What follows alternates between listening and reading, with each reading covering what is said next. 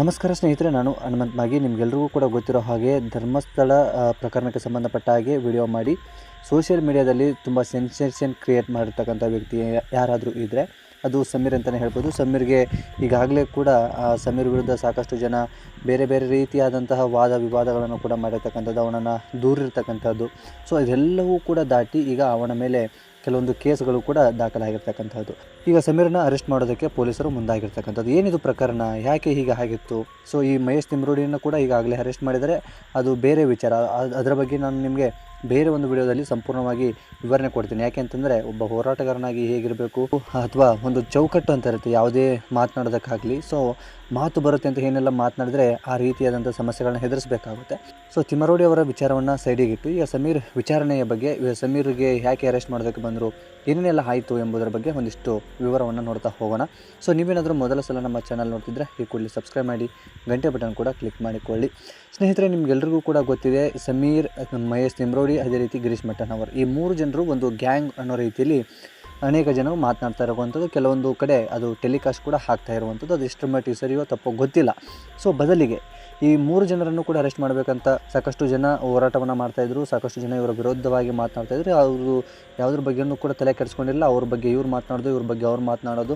So ಎಲ್ಲರ ಮಧ್ಯೆ ಅದು ಅನ್ಯಾಯಕ್ಕೆ ಯಾರು ಒಳಪಟ್ಟಿದ್ದಾರೋ ಅವರಿಗೆ ನ್ಯಾಯ ಸಿಗುತ್ತೋ ಇಲ್ಲೋ ಎಂಬ ಪ್ರಶ್ನೆ ಕೂಡ ಉಳಿದಿರ್ತಕ್ಕಂಥದ್ದು. ಇನ್ನು ಈ ಸಮೀರ್ಗೆ ಈ ಸೌಜನ್ಯ ಪ್ರಕರಣ ಆಗಿರ್ಬೋದು ಅಥವಾ ಇನ್ನೊಂದು ಬೇರೆ ಬೇರೆ ರೀತಿಯಾದಂಥ AI ವಿಡಿಯೋಗಳನ್ನು ಮಾಡೋದ್ರಿಂದ ಸಮಾಜದಲ್ಲಿ ಇವನು ಒಂದು ಕೋಲಾಹಲ ಎಬ್ಬಿಸ್ತಾ ಇದ್ದಾನೆ, ಸಮಾಜವನ್ನು ದಿಕ್ಕು ತಪ್ಪಿಸ್ತಾ ಇದ್ದಾನೆ ಎಂಬ ಒಂದು ಆರೋಪದಡಿ ಕೇಸ್ಗಳು ಆಗಿದ್ವು. ಆ ಒಂದು ಕೇಸ್ನ ವಿಚಾರಣೆ ಆಗಿ ಈಗಾಗಲೇ ಇವನಿಗೆ ಸಂಬಂಧಪಟ್ಟಂತಹ ಪೊಲೀಸ್ ಅಧಿಕಾರಿಗಳು ನೋಟಿಸನ್ನು ಕೂಡ ಕೊಟ್ಟಿದ್ದರು. ನೋಟಿಸ್ಗೆ ಇವನು ಪ್ರತಿಕ್ರಿಯೆ ಕೂಡ ಮಾಡಿದ್ದ.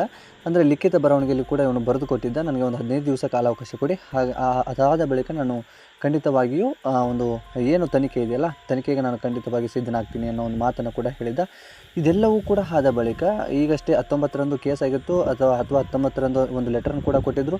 ಆದರೆ ಯಾಕೆ ಇಷ್ಟು ಬೇಗ ಪೊಲೀಸರು ಅವನನ್ನು ಅರೆಸ್ಟ್ ಮಾಡೋದಕ್ಕೆ ಮುಂದಾದರೂ ಗೊತ್ತಿಲ್ಲ. 15 ದಿವಸ ಕಾಲಾವಕಾಶವನ್ನು ಕೂಡ ಕೇಳಿಕೊಂಡಿದ್ದ, ಅದಕ್ಕೆ ಅವರ ಸಮ್ಮತಿಯೂ ಕೂಡ ಇತ್ತು. ಆದರೂ ಕೂಡ ಅದೇ ಪೊಲೀಸರು ಅರೆಸ್ಟ್ ಮಾಡೋದಕ್ಕೆ ಮುಂದಾಗಿರ್ತಕ್ಕಂಥದ್ದು. ಯಾಕೆ ಅಂತ ಗೊತ್ತಿಲ್ಲ.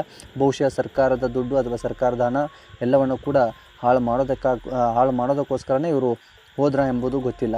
ಅದೇ ರೀತಿಯಾಗಿ ಸಮಾಜದಲ್ಲಿ ಸಾಕಷ್ಟು ರೀತಿಯಾದಂಥ ಕೋಲಾಹಲನ ಎಬ್ಬಿಸಿರ್ತಕ್ಕಂಥ ಸಮೀರು ಕೂಡ ಒಂದು ತನ್ನ ಮೊಬೈಲ್ ಏನಿದೆ, ಮೊಬೈಲನ್ನು ತನ್ನ ಮನೆಯಲ್ಲಿ ಇಟ್ಟು ಅವನು ಲಾಯರ್ ಜೊತೆಗೆ ಕೋರ್ಟಲ್ಲಿ ಇದ್ದ ಎಂಬ ಒಂದು ಹೇಳಿಕೆಗಳು ಕೇಳಿಬರ್ತಾ ಇರುವಂಥದ್ದು. ಅದೇ ಸಂಬಂಧಪಟ್ಟ ಅಥವಾ ಅವರ ಲಾಯರ್ ಆಗಿರ್ತಕ್ಕಂಥವ್ರು ಒಂದಿಷ್ಟು ಮಾಹಿತಿಯನ್ನು ಕೂಡ ಹಂಚಿಕೊಂಡಿರ್ತಕ್ಕಂಥದ್ದು. ಸೊ ಅದು ಸೋಷಿಯಲ್ ಮೀಡಿಯಾದಲ್ಲೂ ಕೂಡ ಅದು ಈಗ ಸದ್ದು ಮಾಡ್ತಾ ಇರುವಂಥದ್ದು. ಒಟ್ಟಾರೆ ಈ ಸಮೀರ್ ವಿಚಾರಣೆಯಾಗಿ ಅಥವಾ ಸಮೀರ್ ಪ್ರಕರಣಕ್ಕೆ ಸಂಬಂಧಪಟ್ಟ ಹಾಗೆ ಏನಾಯಿತು ಅಂತಂದರೆ, ಅವನ ಮೊಬೈಲ್ ಲೊಕೇಶನ್ನ ಸರ್ಚ್ ಮಾಡ್ಕೊಂಡು ಹೋಗ್ತಾರೆ. ಮೊಬೈಲ್ ಲೊಕೇಶನ್ ಮನೇಲಿ ತೋರಿಸ್ತಾ ಇರುತ್ತೆ. ಮನೆಯಲ್ಲಿ ಸಮೀರ್ ಯಾವುದೇ ಕಾರಣಕ್ಕೂ ಇರೋದಿಲ್ಲ, ಮೊಬೈಲ್ ಮಾತ್ರ ಇರುತ್ತೆ.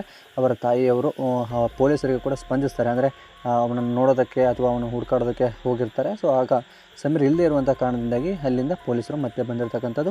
ಸೊ ಸಮೀರ್ ತಲೆ ಮರೆಸ್ಕೊಂಡಿದ್ದಾನೆ, ಎಲ್ಲೋ ಹೋಗಿದ್ದಾನೆ, ಬಚ್ಚಿಟ್ಕೊಂಡಿದ್ದಾನೆ ಎಂಬ ಒಂದು ಮಾತುಗಳು ಕೆಲವೊಂದು ಮಾಧ್ಯಮಗಳು ಅಥವಾ ಕೆಲವೊಂದು ಸೋಷಿಯಲ್ ಮೀಡಿಯಾದಲ್ಲಿ ಬರ್ತಾ ಇರುವಂಥದ್ದು. ಸೊ ಅದೆಲ್ಲವೂ ಕೂಡ ತಪ್ಪು ಅಂತ ಅವರ ಲಾಯರ್ ಹೇಳಿರ್ತಕ್ಕಂಥದ್ದು. ನನ್ನ ಜೊತೆಗೇ ಸಮೀರ್ ಇದೆ, ಸಮೀರ್ ಎಲ್ಲಿಯೂ ಹೋಗಿಲ್ಲ, ಎಲ್ಲೂ ತಲೆ ಮರೆಸ್ಕೊಂಡಿಲ್ಲ. ಕಾನೂನಿನ ಪ್ರಕಾರ ಏನು ಹೋರಾಟ ಇದೆಯೋ ಆ ಹೋರಾಟಕ್ಕೆ ನಾವು ಎಲ್ಲರೂ ಕೂಡ ಭಾಗಿಯಾಗಿದ್ದು. ಯಾವುದೇ ಕಾರಣಕ್ಕೂ ಸಮೀರ್ ಇಲ್ಲಿಂದ ತಲೆ ಮರೆಸ್ಕೊಂಡಿಲ್ಲ ಎಂಬ ಒಂದು ಮಾತನ್ನು ಕೂಡ ಲಾಯರ್ ಕ್ಲಾರಿಟಿಯನ್ನು ಕೊಟ್ಟಿರ್ತಕ್ಕಂಥದ್ದು. ಸಮೀರ್ ವಿಷಯವಾಗಿ ಇಷ್ಟೆಲ್ಲ ಇವತ್ತಿನ ಬೆಳವಣಿಗೆ ಆಗಿರ್ತಕ್ಕಂಥದ್ದು. ಮುಂದಿನ ದಿನಮಾನಗಳಲ್ಲಿ ಏನೆಲ್ಲ ಬೆಳವಣಿಗೆ ಆಗುತ್ತೆ ಕುರಿತು ಮತ್ತಷ್ಟು ನಿಮಗೆ ಮಾಹಿತಿಯನ್ನು ಹಂಚ್ತಾ ಹೋಗ್ತೀನಿ. ಸೊ ಈ ಒಂದು ವಿಡಿಯೋದ ಬಗ್ಗೆ, ಈ ಒಂದು ಬೆಳವಣಿಗೆ ಬಗ್ಗೆ ನಿಮಗೇನು ಅನಿಸುತ್ತೆ ಕಾಮೆಂಟ್ ಬಾಕ್ಸಲ್ಲಿ ಮೆನ್ಷನ್ ಮಾಡಿ. ಮತ್ತು ಮುಂದಿನ ವಿಡಿಯೋದಲ್ಲಿ ಸಿಗೋಣ. ನಮಸ್ಕಾರ.